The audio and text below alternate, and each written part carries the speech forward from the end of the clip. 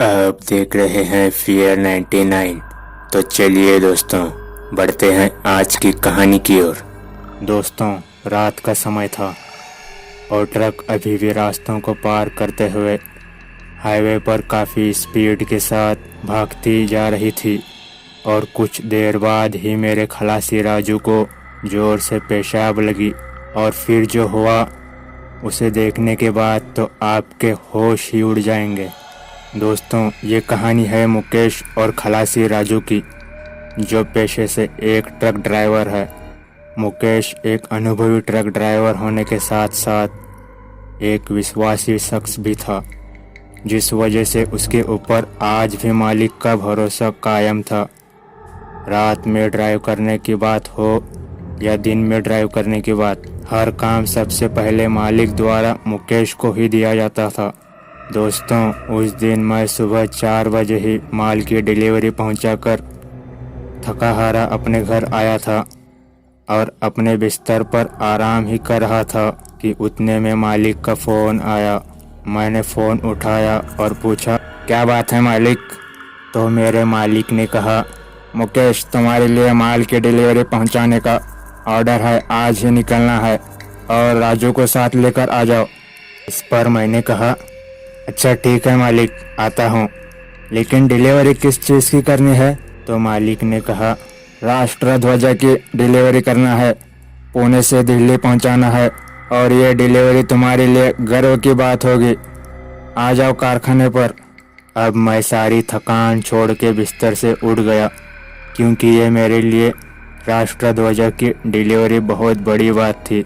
मैं राजू खलासी को साथ लेकर कारखाने पहुंचा और वहां से ट्रक फुल लोड करके निकल गया दिल्ली की ओर। दोस्तों, उस समय सुबह के 8 बज रहे थे और हम काफ़ी तेज़ रफ्तार से नेशनल हाईवे NH-44 से गुज़र रहे थे और हमें ट्रक चलाते हुए शाम का वक्त हो चुका था।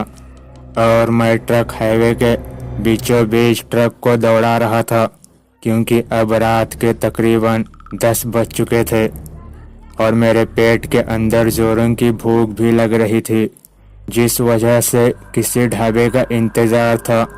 लेकिन आधे घंटे से मैं ट्रक को दौड़ा रहा था और मेरा 2 किलोमीटर का सफ़र बीत चुका था और ऊपर से मेरे पेट के अंदर चूहे दौड़ रहे थे। और जब मैं थोड़ा आगे गया तो मुझे हाईवे से सटा हुआ एक ढाबा नज़र आया और हम वहां चले गए, ट्रक को साइड में लगा के। और हमने ज़ोरों की भूख के चलते बहुत सारा खाना ऑर्डर कर दिया और हमने गले तक पहुंचा उतना खाना खा लिया। लेकिन मेरा खलासी राजू खाने से ज़्यादा पानी पी रहा था। अब हमारा पेट काफ़ी ज़्यादा भर चुका था और अब हम ट्रक की ओर बढ़ने लगे और चल पड़े हाईवे की ओर। और रास्ते में हमने देखा कि आसपास तो कुछ भी दिखाई नहीं दे रहा है, बस सफ़ेद सफ़ेद धुआं नज़र आ रहा था और उसके चलते हमें आसपास की गाड़ियां भी नज़र नहीं आ रही थी। और इस धुएं के चलते हमारा ट्रक चलाना खतरे से खाली नहीं था। तो मैंने सोचा ट्रक को साइड में लगाकर रुकते हैं। मैं और मेरा खलासी राजू सो गए, लेकिन बाहर से कीड़ों की आवाज़ सुनाई दे रही थी, जो कि पूरे सन्नाटों को चीरती हुई हमारे कानों तक पहुंच रही थी। फिर मैंने खिड़की से बाहर झांक कर देखा तो मुझे कुछ दिखाई नहीं दे रहा था और मेरा खलासी राजू भी सो गया था। और अब मुझे भी काफ़ी ज़्यादा नींद आ रही थी, क्योंकि खाना बहुत ज़्यादा खा लिया था। मैं सो गया। अब खलासी राजू नींद से उठ जाता है, क्योंकि ज़ोर से पेशाब लगती है। खलासी राजू ट्रक का दरवाज़ा खोलकर बाहर निकलता है और आसपास का नज़ारा देखता है और ट्रक से थोड़ा आगे की ओर जाता है और वहाँ थोड़ा अंदर की साइड पेशाब करने लगता है। जैसे ही वह पेशाब करता है, वहाँ की मिट्टी अंदर की तरफ धंसती चली जाती है और इतना धंसती है कि खलासी राजू उसमें आराम से ठहर सकता है। और देखते ही देखते खलासी राजू की नज़र उस गड्ढे में सफ़ेद कपड़े पर पड़ती है और वो उसे लकड़ी से खींचने की कोशिश करता है, लेकिन वो कपड़ा नहीं आता है।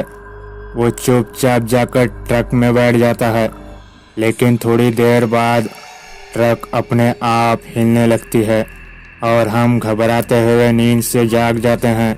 मैं ट्रक का दरवाज़ा खोलकर बाहर झांकने की कोशिश करता हूँ, लेकिन मुझे कुछ दिखाई नहीं देता। मैं ट्रक के पीछे की ओर चलने लगता हूँ और जैसे ही मैंने पीछे देखा तो मेरी रूह कांप उठी। पूरे सफ़ेद कपड़े से ढकी हुई औरत दिखाई दी। उसके पांव हाथ नहीं दिखाई दे रहे थे, बस उसके लंबे लंबे बाल दिखाई दे रहे थे जो कि भयानक दिख रहे थे। मैं उसे देखकर काफ़ी ज़ोर से चिल्लाने लगता हूँ, लेकिन मेरी आवाज़ बाहर नहीं निकल पा रही थी। मैं दौड़ते हुए जाकर ट्रक में बैठ जाता हूँ और मेरे खलासी राजू ने पूछा, कौन है वहाँ? मैं दबी हुई आवाज़ में बोला, सफ़ेद कपड़ों में एक आत्मा है वहाँ। खलासी राजू ने कहा, सफ़ेद कपड़ों में आत्मा? अब खलासी राजू सोचने लगा और वहाँ मैं ट्रक के दरवाजे बंद करके अगरबत्ती जलाई, क्योंकि अगरबत्ती के अंगार से भूत आत्माएं नज़दीक नहीं आती। अब खलासी राजू समझ चुका था कि आत्मा आने का कारण क्या हो सकता है। हम दोनों सुबह तक वहीं बैठे रहे और सुबह हो जाती है। अब हम दोनों ट्रक के बाहर निकलते हैं और क्या देखते हैं, आसपास पूरा कब्रिस्तान है जो कि इतना भयानक लग रहा था। अब खलासी राजू सारी बात मुझे बताता है कि कल रात की पेशाब की घटना, और हम वहां चलते हैं जहां पेशाब किया था। वो गड्ढे की ओर साफ मिट्टी डालते हैं और खलासी राजू हाथ जोड़कर माफ़ी मांगता है और हम ट्रक लेकर वहां से चले जाते हैं और अपने राष्ट्रध्वज की डिलीवरी पहुंचाते हैं। तो दोस्तों, मेरे चैनल को सब्सक्राइब करना और बेल आइकन को प्रेस करना ताकि मेरी हर नई वीडियो की नोटिफिकेशन आपको मिलती रहे और अच्छे कहानियाँ आपको सुनने को मिलते रहे। तो चलिए दोस्तों, आज के लिए कहानी में बस इतना ही। मिलते हैं अगली कहानी के साथ, तब तक के लिए goodbye and take care.